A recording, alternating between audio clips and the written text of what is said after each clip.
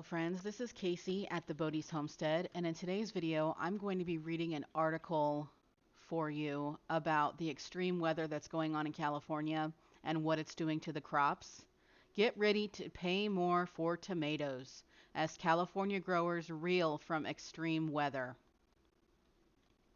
Tomato sauce is feeling the squeeze and ketchup can't catch up.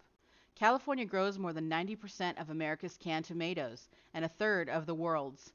Ongoing drought in the state has hurt the planting and harvesting of many summer crops, but water-hungry processing of tomatoes are caught up in a particularly treacherous swirl of problems that experts say will spur prices to surge far more than they already have. So if in your area you're noticing that the prices of tomatoes are going up, this would be why. This is not just a problem with tomatoes. We're having problems with all sorts of different things. I live in California, and the lack of water is unbelievable. The orchards are literally dying all throughout the middle and northern California. The drought threatens to imperil some of the Americans' favorite ingredients: pizza sauce, marinara, tomato paste, stewed tomatoes, and ketchup all hang in the balance. And this comes not long after a bizarre and completely unrelated shortage of pizza sauce and individual ketchup packets during the height of the food delivery crazed pandemic. This also comes on top of already steep increases in prices of fruits and vegetables, which have been rising since the you-know-what pandemic was declared last year. For tomatoes, higher prices could start taking hold soon, if not already, said Wells Fargo Chief Agricultural Economist Michael Swanson. If you're a producer or a canner and see these problems coming, why would you not raise prices now in anticipation, he said, adding that consumers don't see the price tag for a lot of the processed tomatoes consumed away from home. It's embedded in the menu board, but it's one reason prices at Chipotle and Pizza Hut will go up. So if you're a fan of fast food and you start noticing that pizza's prices have increased and things like that, it's because of the ingredients. They're having a hard time getting them. They're costing more. It's multiple things going on here. In a normal year, Aaron Barcelos, a farmer in Fairbaugh, California, grows 2,200 acres of processing tomatoes. This year, he decided to drop to 900 acres on his farm, which is on the border of Merced and Fresno counties. He's left the remaining acres unplanted, choosing to focus all of his precious water on almonds, pistachios, and olive grown on trellises, crops that command higher prices and represent already significant suck-in costs. That is another thing that California is struggling with big time right now: almonds. So if you are a prepper, if you are a homesteader, if you want to stockpile your food based on just this article alone, there are many other things going on, but I would tell you tomato products and almonds right now are definitely going to see a large increase in price.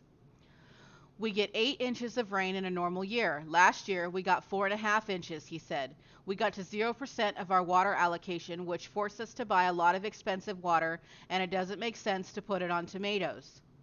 He said many growers have made the decision to use their limited water on permanent crops, trees, and things like grapevines, choosing to forego planting annuals like tomatoes, onions, and garlic, or even letting crops already planted wither in the desert-like conditions. This year's shortage of processing tomatoes has been a long time in the making. Farmers already had been planting fewer tomatoes. From 2015 to 2019, fewer countries were importing American tomatoes, partly because the dollar was strong, which made U.S. canned tomato products more expensive. This created an oversupply of California tomatoes, said Rob Neenan, chief executive of the California League of Food Producers. Processors cut back on their orders, and farmers grew fewer acres. At the same time, partly because of a trade war, a global shortage of steel sheets used to make canned food for production caused prices to soar. Major processing plants in Williams, Lemoore, and Stockton, California closed, citing higher production expenses and leaving fewer places for growers to sell. Inventory at the beginning of 2020 was low, and supplies had tightened up worldwide. And then the pandemic hit. Cue the tomato hoarding. Now, I want to be very clear when I tell you to stock up on products. A lot of people will come at you and say, you're hoarding food, you're hoarding food. You need to be able to provide for your family. Am I telling you to go out and buy 100 cases of tomato products? No. I'm telling you to have a 3 or 6 month supply on hand that you rotate through. You buy a few, you use a few. You buy a few, you use a few. I'm never going to be the kind of person that says go out and just absolutely buy up everything you can get and don't leave anything for anyone else. Because that's just not, then we do have panic buying and then everyone loses. You know what I mean? Okay. Frank Muller, a multi-generational tomato grower and president of M3 Ranches in Woodland, California in Yolo County, describes the market last year as disrupted. Early in the pandemic, gallon cans of tomatoes sat unwanted on restaurant distributors' shelves, hurting those who sold to the restaurant industry and other food service sectors. These included caterers, event arenas, and corporate cafeterias, all shuttered in the spring of 2020. Meanwhile, retail sales at grocery stores from 5-ounce cans of paste to 28-ounce cans of dice went nuts. If you were just selling to food service, they didn't want all those tomatoes last year when restaurants closed. But if you were in retail, you were in hog heaven, he said, going on to describe the huge uptick in pandemic pizza delivery, which used up gallons, all those gallon cans, followed by a ketchup shortage when curbside pickups and food delivery services grabbed all those little packets.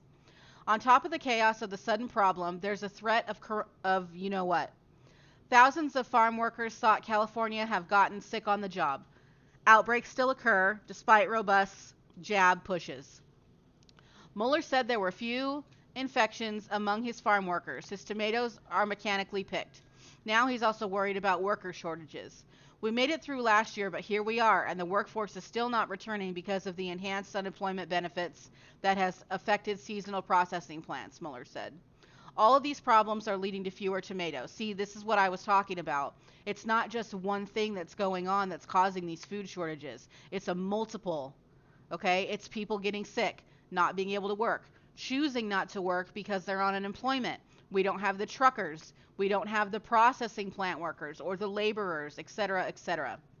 It's not just the fact that our crop are doing horrible and our weather is terrible and we're having all of these issues with growing the food. There's a multitude of things going on.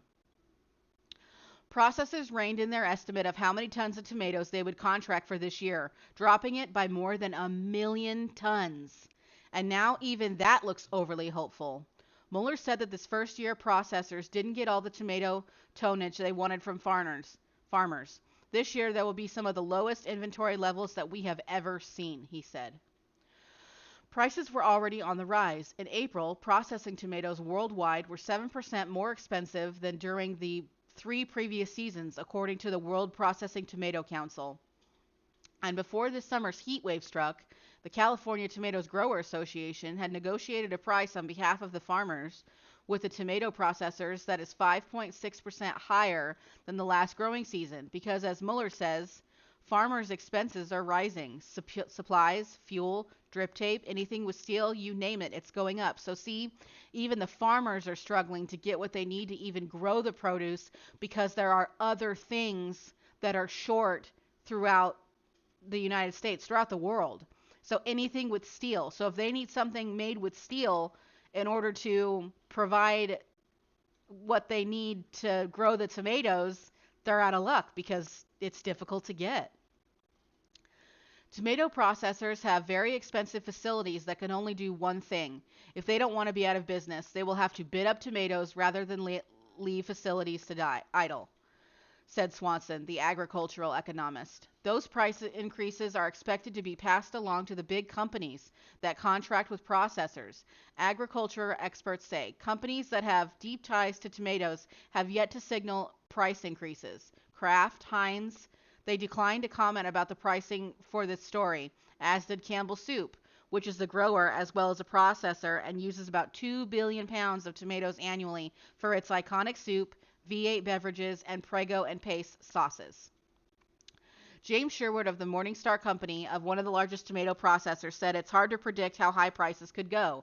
He said the higher the prices are not just due to the drought, but also increasing costs for fertilizer, labor, and natural gas.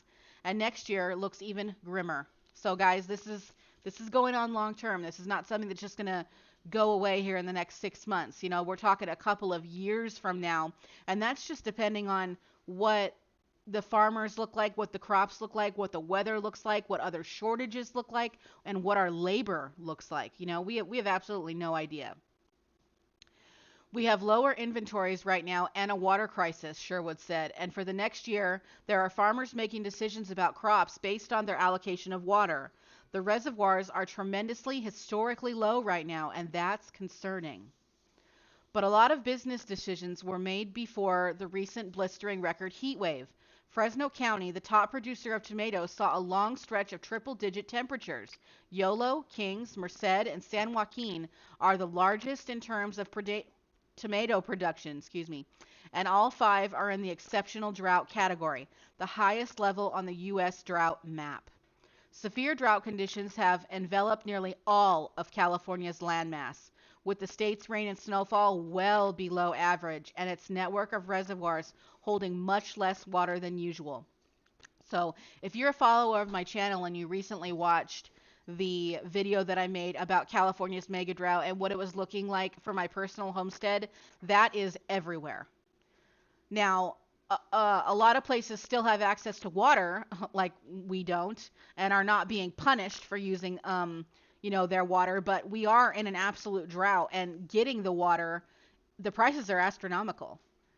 So everyone is struggling in California right now. Mueller said it's a typical year, and he has allocated 3 to 4 feet of water for every acre of farmland that needs irrigation. This year, he got a smidgen of 1 foot, just 3.6 inches of water per acre, much less rain than usual, as well as much less irrigation water than usual. Means growers must turn to groundwater, which is more expensive, to save their crops. In Yolo County, we have a relatively stable groundwater and replenishment of the aquifer. It's like having money in the bank. So we're pumping water out of the ground like a withdrawal, he said. We're just keeping our fingers crossed with the water bill that the water table will maintain itself. That caused a whole new level of concern. Greg Pruitt, chief executive of Ingomar Packing Company in Los Banos, a partnership of 4 growers, says the situation is going to be significantly worse next year because while there were reasonable reservoir levels going into the growing season, that will be entirely depleted by growers turning to groundwater. On Friday, California State Water Resources Control Board released an order that would cut farmers off from turning to rivers and streams in the Sacramento and San Joaquin River watersheds, removing yet another source of water in an extreme drought. Growers will have the worst water situation ever by the end of this growing season, Pruitt said. The cost increases this year in water, cans, all the other ingredients, labor, transportation, all those things add up to major cost inflation, and that pales in comparison to what's going to happen next year. Bottom line, he says, if the drought continues and the water table dips significantly, many growers may not plant tomatoes next year. Okay, guys, so that's the article. Thank you so much for watching. I'd love to hear your opinion on what's going on and what you think about all this in the comment section. So please like and subscribe, and I'll catch you in the next video. Bye-bye.